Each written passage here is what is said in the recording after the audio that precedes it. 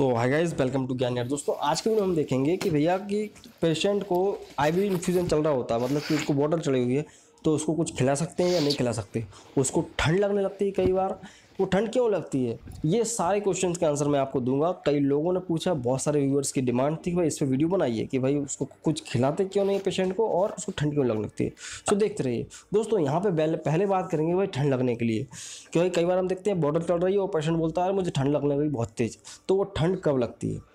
पहली चीज़ तो यहाँ पे दोस्तों कि नॉर्मली जो ठंड लगती नहीं है, लेकिन जब जब बॉटल तेज चलती है, मतलब कुछ ड्रिप का जो है सप्लाई तेज हो जाती है, तब तो ठंड लगती है। ऐसा क्यों होता है?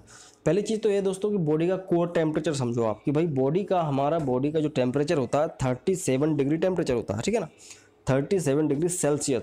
तो ये बॉडी क्या करती है कि इस टेम्परेचर को हमेशा बना के रखना चाहती है। उसको बाहर कुछ भी हो, बॉडी को 30 डिग्री जो 37 डिग्री सेल्सियस का टेम्परेचर चाहिए सर्वाइव करने के लिए। बाहर से उसको मतलब नहीं है। सपोज आप ठंड में कहीं घूम रहे होते हैं, जब विंटर सीजन चल रहा होता है, तो बॉडी फिर भी अपने आप को 37 डिग्री पर रखने की पूरी कोशिश करती है, और फिर भी आपको बाहरी तौर पर ठंड लगती है, ठीक है। जब बाहर बहुत तेज ठंड होती है तब आपको ठंड लगती है। लेकिन जब कोई फ्लूइड्स एक्स्ट्रा बॉडी के अंदर डाला जा रहा है, वो ज़रूरी नहीं है कि वो 37 डिग्री हो, मतलब कि 37 डिग्री का उसका टेम्परेचर हो।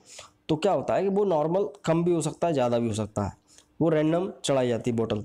तो उसके टेम्परेचर को मेंटेन करती है बॉडी, कब तक, जब तक वो कर सकती है। बट ठीक है, वो 20 डिग्री टेम्परेचर हैगा तो भी बॉडी उसको लेगी, एक्सेप्ट करेगी, क्योंकि बॉडी को तो 37 डिग्री टेम्परेचर चाहिए ना। तो जैसे ही थोड़ा बहुत भी ठंडा होगा पानी, हल्का बहुत भी, तो बॉडी को बहुत ठंडा लगता है। बाहर जब बहुत ठंडा होता है तो बॉडी को कम ठंडा लगता है। अगर बॉडी के अंदर इनटू द ब्लड कम ठंडा भी डालोगे तो बहुत ठंडा उसको महसूस होता है।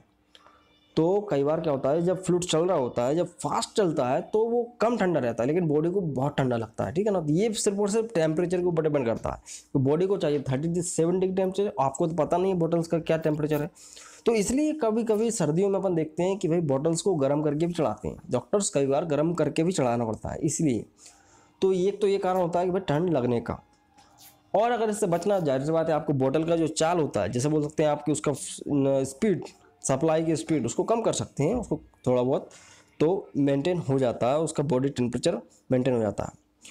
सेकेंडली यहाँ पे बात किया है कि भाई उसको कुछ खिला सकते हैं या नहीं। पहली चीज़ तो आप ये क्लियर रखो कि भाई जब भी किसी पेशेंट को किसी भी तरह का आरएल दिया जाता है, आरएल इन्फ्यूजन या डीएनएस या कुछ भी D5 D10 कुछ भी देंगे आप इन्फ्यूजन में, तो क्या होता है कि कई बार डॉक्टर जो है इंजेक्शंस भी डालता है उसमें। और कई ड्रग्स ऐसे होते हैं कि भाई जो वॉमिटिंग इंड्यूस करते हैं, मतलब कि एलर्जिक रिएक्शन के कारण वॉमिटिंग आ जाती है पेशेंट को। कई एंटीबायोटिक्स हो सकते हैं, कुछ भी हो सकता है। तो ऑलरेडी रिस्क रहता है कि भाई कहीं पेशेंट को वॉमिटिंग ना हो जाए, और ऊपर से आप सोचते हैं कि भाई उसको हम कुछ खिला दें। पहले अब दूसरी समझते हैं कि भाई खिलाओगे आप पेशेंट को तो जाहिर सी बात है उसको बिठा के खिलाएंगे आप।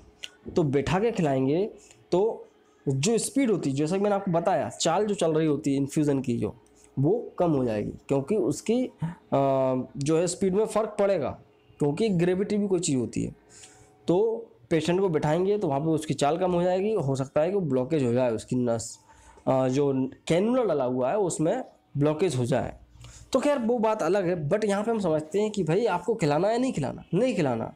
आप जब भी किसी पेशेंट को इन्फ्यूज़ करेंगे किसी भी तरह की बोतल, तो भैया उसकी बॉडी की जो भी डिमांड होती है वो बोतल से पूरी हो जाती है। ग्लूकोज हो, कुछ भी हो, बॉडी को मिल जाता है। उसको भूख भले ही से लगे, लेकिन उसको कोई तकलीफ नहीं होगी। तो कई लोग ये करते हैं गलतियाँ कि पेशेंट को लेटे लेटे खिला देते हैं। लेटे लेटे कभी मत खिलाना, गलती कभी मत करना लेटे लेटे खिलाने की। सो पहली बात तो खिलाना नहीं चाहिए। बट ये है कि ऐसा भी कोई ज़रूरी नहीं कि आप नहीं खिला सकते, खिला सकते, बट ये कि वॉमिटिंग का रिस्क रहता है, उल्टी कर देगा पेशेंट, ऑलरेडी उल्टी करेगा, आप खाना खिलाओगे तो और ज़्यादा दिक्कत आएगी। सो इसलिए बोला जाता है भाई यहाँ की इन्फ्यूज़न के टाइम पे आपको कुछ खिलाना नहीं है, और ठंड लगने का भी मैंने आपको बता दिया।